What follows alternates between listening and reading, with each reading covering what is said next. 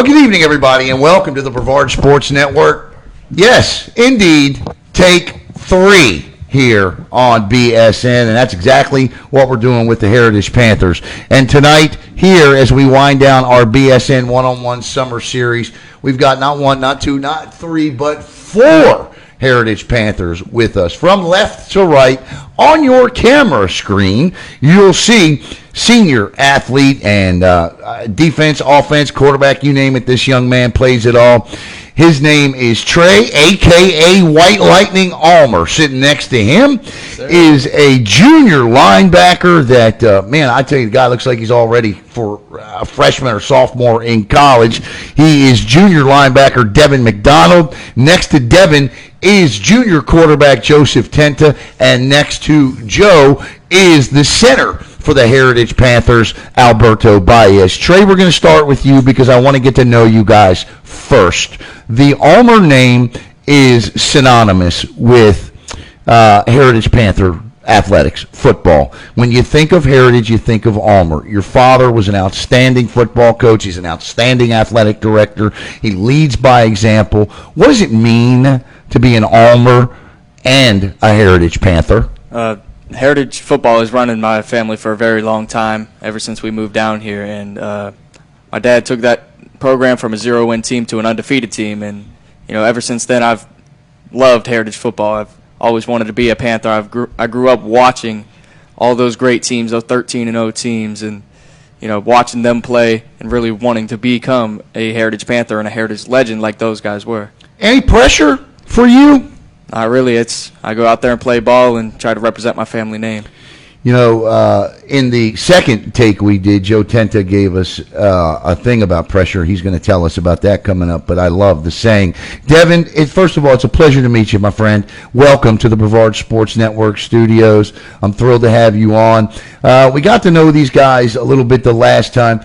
Tell us a little bit about yourself, about who is Deaven Mcdonald? Well, Deaven Mcdonald is me, obviously, but I think people look to me on defense as the defensive leader. They look to me for guidance, and I try to take on that role as much as I can. Try to make sure I know what I'm doing, make sure I know what the guy next to me is doing, make sure they know what they're doing. So we're all on the same page, we're all clicking, we're all flying, being physical. We essentially have 4 quarterbacks at the table, okay? Because you're the quarterback of the offensive line. You're the quarterback of the defense. You play middle linebacker? I play outside. Outside, okay. All right, my bad. So as the outside linebacker, you get to do more than the middle linebacker does. You get coverage, So playing defense for the Heritage Panthers comes with, there's a tradition there. That Panthers defense, Swarm Gang, your Twitter name. It's the Swarm Gang. When you think of that, I don't think offense. I think defense. Joe, I followed you since your days at West Melbourne, Joe, and you've always been incredible to watch play the position of quarterback. It was a little strange for me in your freshman year to watch you win one game because I know how much you love to win. But then last year, 7-win season, back to the playoffs. But you suffered an injury and missed some time. I don't think you were where you wanted to be. For you to go from youth football to playing high school football, and I know you're going to tell me for the third time, but the humbling experiences, what is that, as we said in the first interview, what is that Dorothy, you're not in Kansas moment anymore? Like I said, in the first and the second. I tell you what, Rockledge in my freshman year, I mean, I threw that pick, and then I went to chase him down, and boy, did I get blindsided. Do you remember who hit you? I do not know. I don't even know who. Do you know the number of the truck? No, I don't. I don't know the make, the model. I don't know none of that. Knew he hit you. I know I was on the ground for at least 5 to 10. So I got you. I got you. It was definitely Dorothy, you're not in Kansas anymore moment. I hear you. And what have you learned? I guess the question I want to know is, what has changed about Joe Tenta from freshman to sophomore to coming into your junior year? I mean, being a quarterback, you have to be a leader at all times. But the issue that, unfortunately, I realized was that I wasn't being that guy that I needed to be. So it obviously took some time, but once I figured out who that guy that I needed to be was, I mean, it's like I hit a different stride. I mean, the game began to slow down for me, and I began to see it in a new way. I mean, me being this new me that's going to help us is not only going to help the team, but it's going to help others around me because I'll be able to make the right decisions for them, not just me. Got you. That's a great answer. Alberto, you are on. Take that mic. You are on you're the center on that offensive line. You are the quarterback up front. What does it mean? Heritage comes with a great tradition of quarterbacks. They do. They've had some outstanding signal callers. You got two more sitting at this table, and Trey and Joe. What is the responsibility of being a center for the Heritage Panthers? What does it entail, and what does it mean to you? As you said earlier, being a center is essentially being another quarterback. Your offensive line is your family in that moment. You want to make sure that they all know what they're doing. You want to make sure that you know what you're doing. Being the center means you got to take control. I started as a tackle and then moved to center, and it was the best decision that was given to me. And I've only grown from when I started playing football. There are expectations on this football team this year. Play you a clip real quick from an interview I did yesterday, and I want to talk to you about it because you are not the team this year that everybody says, well, they won one game last year. Maybe they're a 500 team this year. No, that's not the case. Wow. Like, we saw it a couple years ago with Melbourne, where they came out of nowhere. The question that I ask is who will be Merritt Island this year? So who will be the team that nobody picks to win 10, 8 or 9. That team this year, in my eyes, is the Heritage Panthers. Mark Ainsley's got some awfully talented players down there.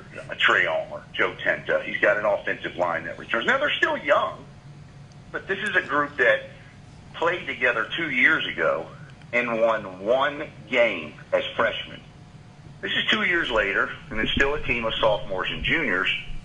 But I think this team has the capacity, and and don't forget, they won 7 games last year and returned to the playoffs.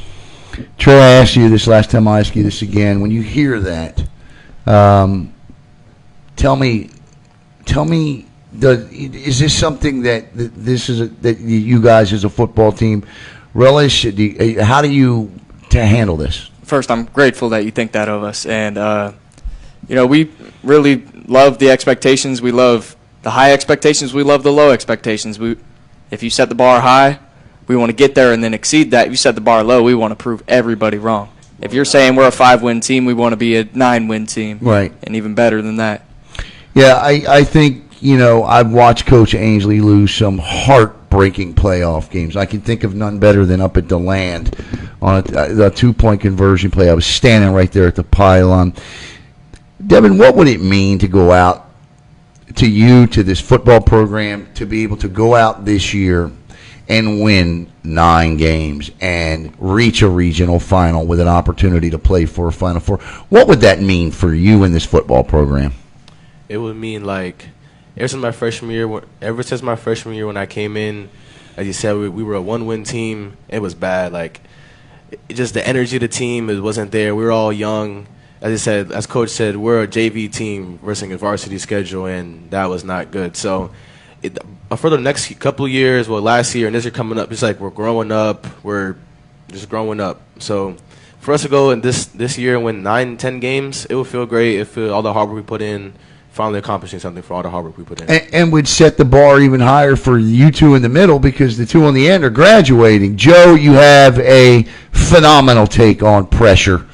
Tell us what pressure is and how you deal with it and how you think this team deals with it. I mean, like the old saying goes, pressure does one of two things, and that's either makes diamonds or bursts pipes. Freshman year, unfortunately, we were that team that bursted pipe. But last year, moving into this year, I feel like we can really be that diamond. The guys around me are putting in insane work. You got guys that are making insane transformations. This guy over here is squatting 500 pounds. He's got a few. He's got a few of the weightlifting records in the school. You got this guy who runs like a 2-second 40, right, for no reason. He jumps out of the roof no matter what. And then you got this guy putting people in the ground. The capabilities of this team. Not only can we be a diamond, but boy, could we shine. I promise you. The guys around us. That's the added. See, that's why we had to do this a third time, because you didn't say shine. And that's the added touch there. I like that, Joe. I like that. So let me get this right. Your pressure either makes you a diamond or you're a pipe that bursts, right? I'm 52 years old. I have never, ever heard that. Alberto, I know I know that it would mean the world to you. But I want to start with you on the academic side of this thing. Because you want to be an engineer, I know that. This football team, I've often said, is, and I don't mean any disrespect to any other football program, I just don't see any other football programs putting out there that 20 plus 25 guys made the honor roll, the AB honor roll, right? So, knowing what I know, I mean, you've had football players go to Brown, I mean, Ivy League. I mean, the expectations are high academically. I need you to talk about that and why, and what those expectations are for this program. Coach Ainsley takes great pride in making sure that we are student athletes. We always make sure that the student comes first. It's required that you have a 2.0. Coach wants at least a 2.2 or higher. We want to make sure that you exceed in the classroom before you try and exceed on the field. No matter where you're at academically or physically, we want to make sure that you're all right mentally. Coach, again, takes great pride in making sure that everyone is making sure that they're on the right track. What is your GPA? Weighted, I have a 4.4. Where does that come from personally for you? I know there's a drive. I know there's a determination. But intelligence, and that also has to come from home. You have to be pushed there, too. Where does that come from at home? I take great pride in saying that my mother does an amazing job of pushing me to my limit. Whether she needs to help me with my classwork, whether I don't understand something, or I just need a shoulder to cry on after a bad test, I want to make sure that she knows that she is one of my greatest, I guess I could say, coaches when it comes to the classroom. She's a great role model as well. She wants to make sure that I do great, whether it's on the football field or in the classroom. She takes great pride in seeing my grades, and she's just as excited when I, show up. Now, I'm going to jump down to Trey here. Trey, you want to do something interesting in life as well. What is it that you want to do? I want to become an architect and open my own architecture business when I grow up. But not just any kind of architecture. What kind of architecture? My favorite type of architecture is Greek architecture. I love the beach houses and the big giant statues and stuff like that. Have you ever designed anything? I have designed quite a few Greek houses, and I just love them. Do you have pictures of those? I mean, do you have pictures of things you've designed? I do not, but I could. Okay, I could get some. I'm going to, hopefully he's able to get us something that you're watching on the interview here, because I would love to see it, and I know you all would. Tony's going to make a lot of money because marble is not cheap. What's your GPA? 4.38. Wow. Deaven, how do you approach academics? Well, when I was in my freshman year, I did slack around a lot, but ever since my freshman year, my mom and my teammates, my coach have been pushing me to get better, and yeah, we're getting better. Where do you see yourself now academically compared to where you were as a freshman? It's changed greatly. I've been putting in way more work. I've been doing way more work. It's that because now I'm old, I understand if I want to get to where I want to be, I got to succeed in the classroom first. No doubt. What do you like to study? Is there a particular subject that just sticks out? No, you just want to get the grades to make sure. Right. Now, Joe, how about you? Tell us about your academics, because I want to know about all of it. Well, currently I carry a 4.1 weighted. My man, okay. But in the future, I'd love to attend college majoring in kinesiology. Now, for those who don't know, kinesiology is the study of how the human body moves. Right. Well, with all the sports medicine classes that I take at the school, and which Heritage has one of the best in the state. Yeah, it's if the not only, I think, best right. in the state of Florida, the sports medicine program, the academy is what we call it. Works wonders for the people around us. I mean, you're talking people that leave high school certified, in which you can be making $20 an hour as like right out of high school. Yeah. I mean, it's that serious and that imperative that we focus on our grades, because I mean the opportunities are there. We just got to take them.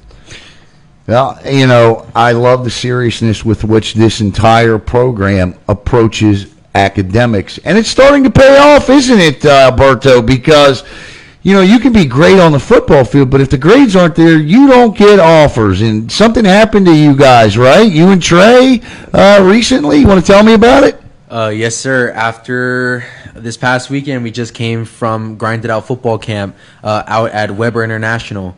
And we put on a show out there. We made sure that we gave it our all. We were against some of the top teams in the state. And we got lucky enough that we were recently offered. And I definitely think that would not have come without the grades, because a lot of colleges, they care Especially more Weber. about grades. Especially Weber. They care more about grades. If you're not putting up the grades in the classroom, then they don't want to see you. No, that's right. Weber, yeah. Trey, how did it feel to get your first offer? It was great. It was, all my hard work is starting to pay off, and I'm finally getting recognized for what I can do on the field, and this is just the start. I'm hoping for more. Guys, I want to get your take, moving right along, and I tell you, this is listen. Look, this is the third time we've had to do it. We've had issues, and I don't know what it is, but every once in a while, monkey wrenches get thrown into the situation, and here we are. But these guys have been troopers, and I want to thank them, because it is not easy to sit in front of this camera once and then twice and then do this all over again. But these guys have done this for us here at Brevard Sports Network, and we could not be more grateful to them. Do you guys like the Metro and the Suburban? I don't think it benefited you guys in the least little bit. Whoever wants to take that one. So those of you who don't know, basically they did the reclassifying of all the high school football teams in Florida, and anyone with over 2,100 kids, I believe, got placed into 4A Suburban or Metro. Right. And based on our area, we are 4A Suburban. Now, we missed the cutoff by, I believe, like 200 or so kids. And because of this, we are in 4A Suburban. Now, don't get me wrong, I'm excited to compete at a high level, and I just can't wait to put on a show with my boys around me. But at the end of the day, I mean, we got put in a tough spot, but I mean, you're in there with Vieira, you're in there with Melbourne, and you're in there with Harmony. Now, we were talking about this. Trey, you have a thought on this? All those teams are very even with us. We played great games with all of them last year, but we think that after this offseason, we can really excel and get way ahead of those guys. Deaven, what about you? I mean, you strike me as the type of player that don't care who you're playing. You just want to go out and hit somebody, right? I mean, that's the bottom line. that's what happens when you play defense. Right, exactly, right? Do you ever have you ever hit these two? You ever had a chance to hit these two? Yeah. He's got a little small. Tell me about that, guys. I'm curious. He knows his head rattles anytime he meets me in the hole. He knows. He don't want to say it, but he knows. All right, so real quick here. I've asked this question on the previous two interviews you won't see, so I'm going to ask it again. Joe, last year you suffered an injury. Trey came in and just did his thing, man. Turned heads at the quarterback position. I know you guys are friends, and as a former quarterback, I've been in that situation where my friend goes out and excels, and I'm like, well, I'm happy for my boy, but I'm in a spot now that I didn't expect to be. Now I'm competing for my job, or at least I felt like I was competing for my job, and that's my friend out there. How did you guys deal with this? And Trey, I think you've spoke well to this. Yeah, me and Joe are great friends, and we always want the best for each other. We always push each other to be the best players and quarterbacks that we can be. He teaches me things about the quarterback spot. I teach him things about playing the quarterback spot, and really rounds out our games, makes us more complete players, and we become better for it. And we always celebrate when the other's doing well, because we know we're friends and we want to see each other succeed. The crazy part is, the part that people forget is the fact that this guy can line up out wide and do some damage out there too. Yeah. So not only can he get back there and run the veer, not only can he run the ball well, throw the ball well, but I mean, if we split him out wide, I mean, you're dealing with three guys, in my personal opinion, that not a lot of people want to deal with. I mean, you're talking about the guys like Tayshawn Benson, Ramon Brown, I mean, Conrad Bryant, Trey Ulmer. I mean, all these great athletes that can line out wide for us and really do some damage with the ball in their hands. And, I mean, You're only talking about him as a quarterback. You're preaching to the choir here, because I know this with you guys. Listen, a lot of people say to me, Coach Hurley Brown asked me this, and how did you know last year that we could be this good? Because they knew they could be that good, right? But a lot of people didn't. And my answer was simple, because I watched them progress for 2 years. I don't think, and I don't mean any disrespect to my fellow media members, but I really watch sports. I don't watch professional sports a lot. I don't watch college. I watch you guys, okay? I watch the local sports, youth sports too. So I put a lot of my energy and attention into what you guys are doing. And that's not just football. So I could see where they were going. And I just get that same feeling about you guys this year. I really, really do. I think the only thing that could really topple you guys this year is you. And I feel that way. How do you prevent that? Anybody take it. I mean, like I said earlier, or I can't remember if it was in the last one or this one, but it's okay.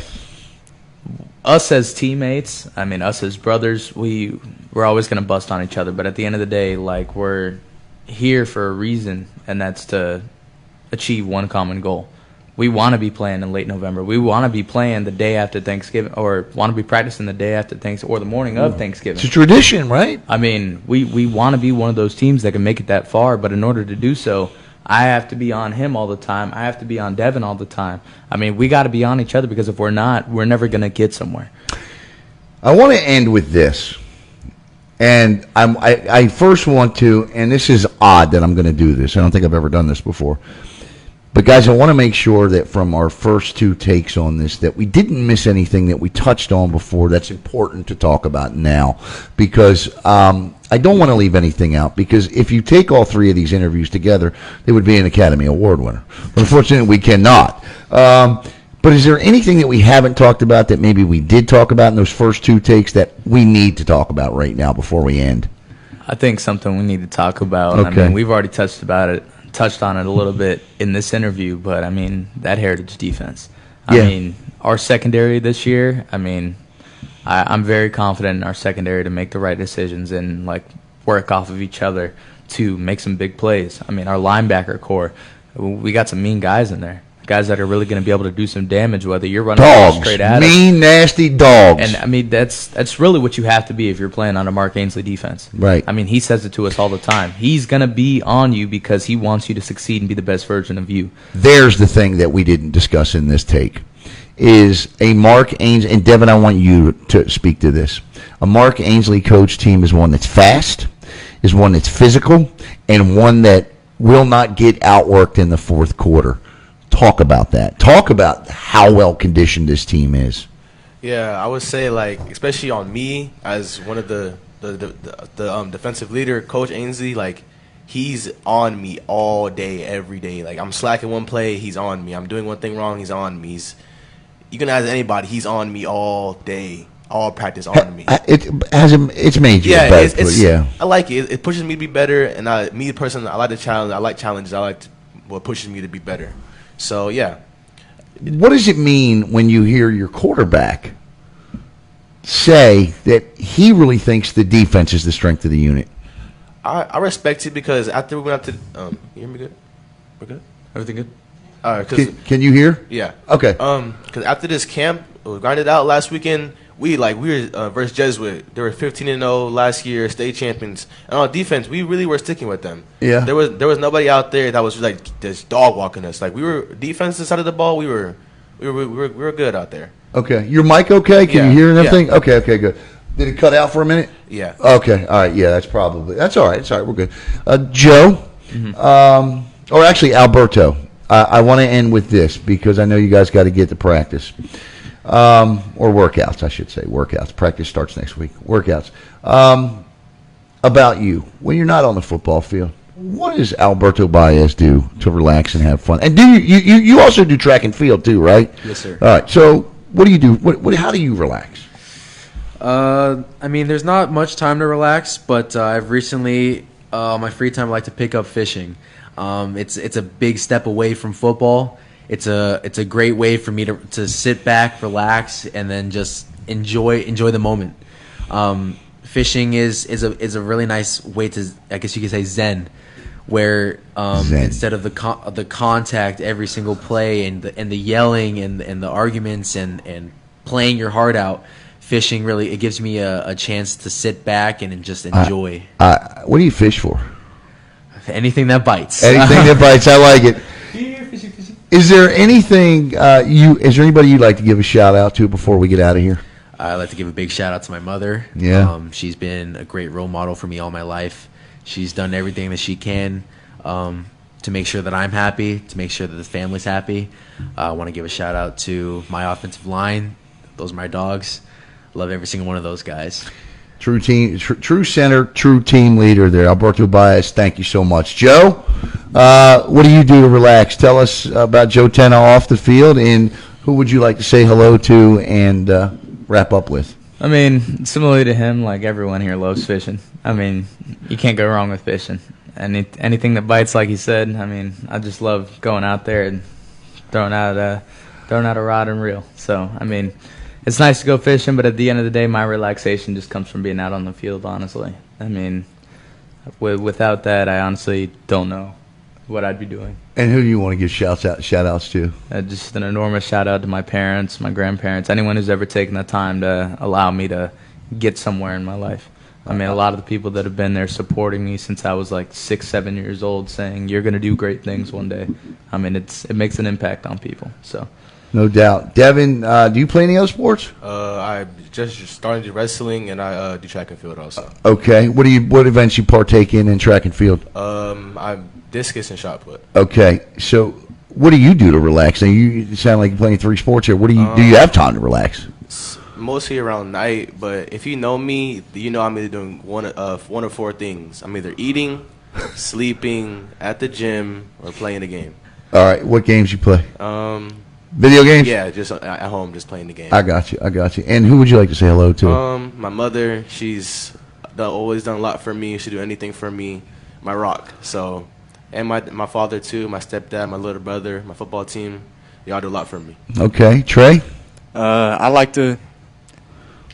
just like to play sports. That's really what I do. If I'm not playing football or baseball, I'm playing basketball or just doing something. Sports just takes my mind off of everything, lets me relax. And if not, I do like fishing too, and listen to music and stuff like that. Okay, what's your favorite type of music? Probably country music. All right, okay, I hear it. All right. If I hit, all right, real quick, and you got to be fast with an answer here. First song on your music list right now is what? Amarillo by Morning by George Strait. Sessions by G Herbo. Oh yeah, you're gonna have. All right, go ahead. Alberto, what's first? I'm a new one into country music. I like to listen Chicken Fried. Okay, all right, Joe. Good time, Alan Jackson. All right, and I lied. There is one more thing. That helmet sitting on that table right there. All of you come from West Melbourne. Tell me what makes West Melbourne youth football so special. Well, I guess we'll start with you. Yeah. You've been in it the longest. Yeah, I grew up in West Melbourne. It's a lifestyle. You always work like crazy. You got great coaches out there pushing you to be your best and become great people, and then great high school athletes, and try to push you beyond high school and stuff like that. And that's the thing that a lot of people don't touch up on, the fact that when you hear West Melbourne, you think about building great people, building great men. And then that's what's important for West Melbourne. It's not whether or not you are the best, even though normally we are. But, I mean, it's about growing character. I mean, you're going to be saying, yes, sir, yes, ma'am. You're going to be respectful. What makes it so special, though? Is it the coaches? Is it the community? Is it just that it's one big family? You get, of course, Coach Jack is retired, but, as synonymous as the Ulmers are with Heritage, you think the Palmers with West Melbourne. Oh, yeah. And so, I mean, there's so many, you know what I mean? It just, what is the ingredient that makes that program successful for 52 years? Well, if you're going to talk about ingredients, for starters, I'd say the ribs. But because, you got people coming around to the park just for some ribs. Don't even have kids or nothing playing football. Just coming to get some ribs. But no, seriously though, it's the community. Everyone out there pretty much knows each other. I mean, and it's family. That's what it really is. It's a family at the end of the day. I don't think Trey or Deaven or Alberto, anything to add to that? I feel like football isn't the first place that I've ever met Joe, but football is where we really start to get to know each other.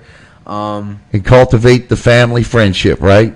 Yeah, West Melbourne's entire is family, and once you're there, it's really hard to go anywhere else. People don't. You grow true friendships there. I've known Joe for a lot longer than he might remember. We used to play baseball together. My chunky self used to play some baseball, and that's where I initially met Joe. But we didn't really become as close as we are until Heritage Football, until West Melbourne Football. Well, I can tell you this. I can announce this now. We will be covering, we have worked out a deal with the Heritage Booster Club this year, and we will be covering 8 Heritage Panther football games. So maybe it's an omen that we had to do not 1, not 2, but 3 interviews to get it right. We had some issues, and you know about it, but these guys are troopers. But more than that, they're outstanding student athletes off the football fields first and then on it. The expectations in my mind, and in a lot of people's mind in this community this year, is that this program is destined for big things. And these 4 student athletes right here are a prime example of why those expectations are where they are. So, for the 2022 Heritage Panthers, Alberto Baez, Joe Tenta, Deaven Mcdonald, and Trey Ulmer, I'm Alan Slaughter-Zinski for the BSN One-on-One Summer Series. Have a great night, and as always, make it a sports night.